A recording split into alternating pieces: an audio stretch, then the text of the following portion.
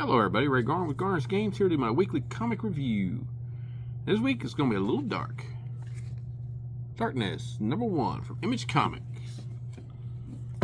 Now this book is written by Marc, hope I'm going to get this last name pronounced correctly, Silvestri, and pencils are Ed Benes, B-E-N-E-S.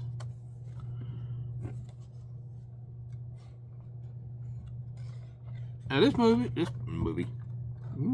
would make an interesting movie, but this book is definitely not for kiddos. As we can see, we're basically, how close can we get without actually showing anything that would get us a pure mature audience? But as we jump to the basically teenagers backstory of this character. And the first scene is basically his dad passing on the darkness to him. But he grows up in a, let's see, what's this? A home for boys and girls. It's a boarding school, or not boarding school, probably a orphanage. That's the word I'm looking for. Of course, as in all stories dealing with orphanages, we have a bully and a girl. And the bully needs to be taken care of for attacking and bullying the girl. And boy, does this guy have some anger management issues, and is he rugged. Because he beats this boy nearly to death. And then he is accepted and adopted by, let's see, Francini, I think is how to pronounce that name. And his uncaring trophy wife, who actually refers to the kid as a puppy. Years later, he wakes up getting a call from his uncle, who's obviously a mob guy, because he's an enforcer. As we see by him explaining that to a guy who has crossed him, who he promptly drops off a roof. Now, my only minor problem with this story is we go super fast. Because we'd have a panel like this where we're dropping the guy off the roof, and then the next one, not sure how much time passes, but we're going to see our uncle for probably lunch in Little Italy. And it's his birthday, and there have been some entertainment hired. And we do have a small, short kind of appearance from Sarah, the bearer of the Witchblade, doing her actual detective work.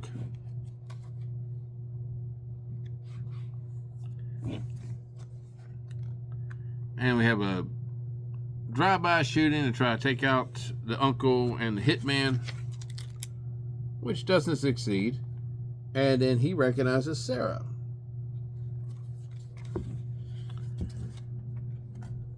And then on the very next page, it's evening time, and he's at a bar. So we just literally just like, here's Sarah, big thing. Boom, we're jumping to later in the deal. So we have an objective, we have a set number of pages, and we're going to get there pacing no matter what.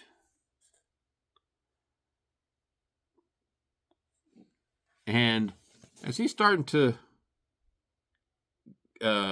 basically get enveloped by the darkness as it's starting to awaken on his birthday, it's literally oozing out of his nose, his mouth, his eyes.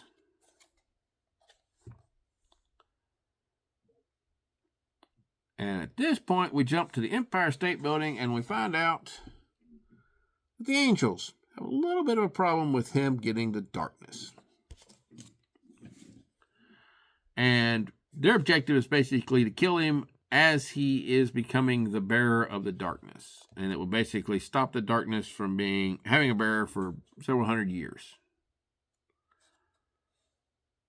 But there's a group there to protect him that he doesn't even know about.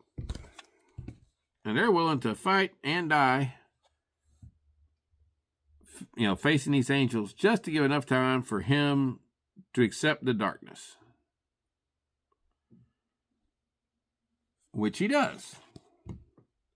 And promptly kills one of the angels, breaking his sword and decapitating him.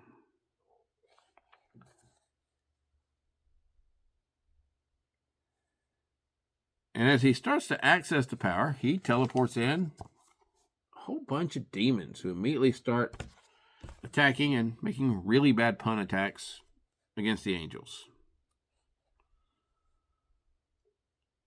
To get away, he grabs, on the advice of one of the demons, one of the angels, jumps off the roof and literally rips their wings off on the way down to kind of cushion his fall into a car.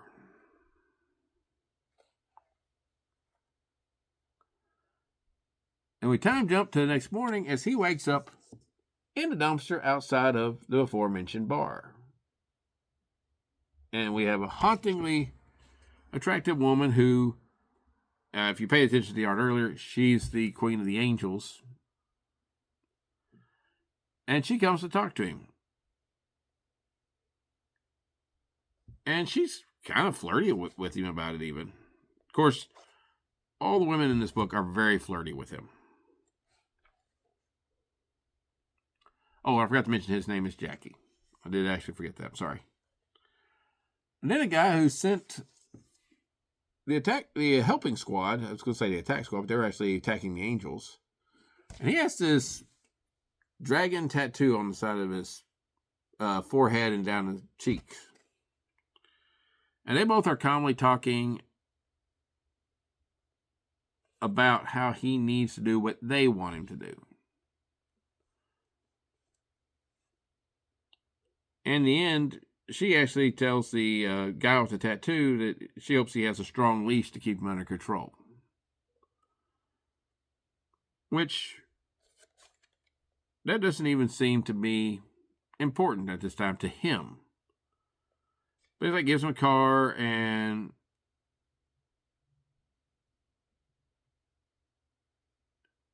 and this is the little drawback they just point out. There's this guy here. For this whole book, he has been sleeping with every woman he encounters. And the guy says, this guy goes, oh, and one other thing. If you were to have sex with Angelus, which is the queen of the angels in this book, or any woman for that matter, you'll be dead in an instant. Trust me on this.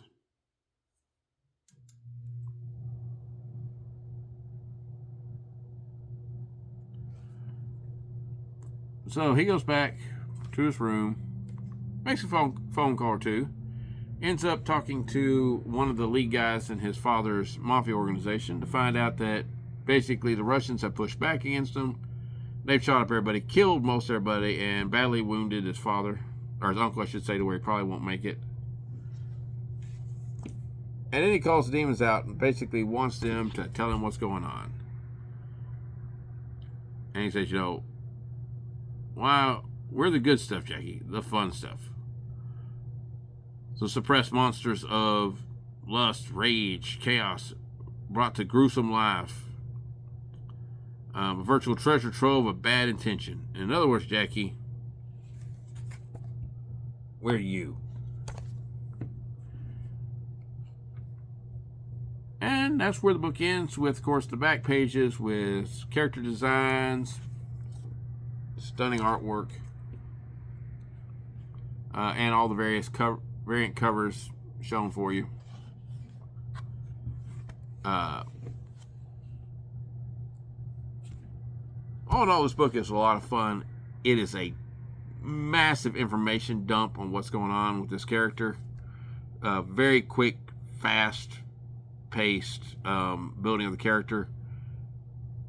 But Also very jarring, especially with no references that we are time jumping, that we are skipping through the deals. A lot of stuff not followed up, like him recognizing Sarah with his uncle, and then we just drop it.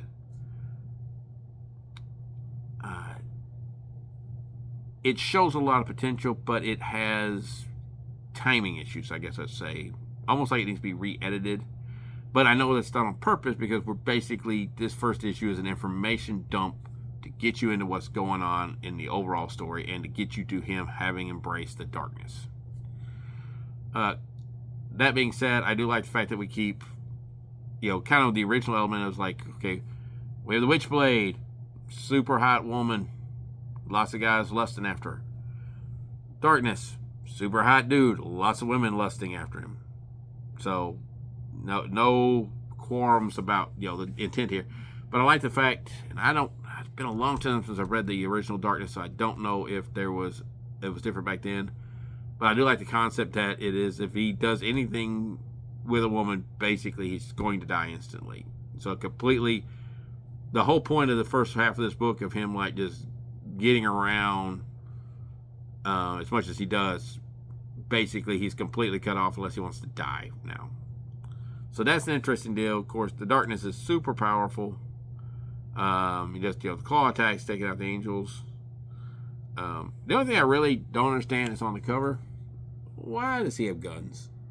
I mean, I know that was a 90s thing when the character was originally created, but if you have superpowers of the level that the Darkness has, or the Witchblade has, guns really become rhetorical at best.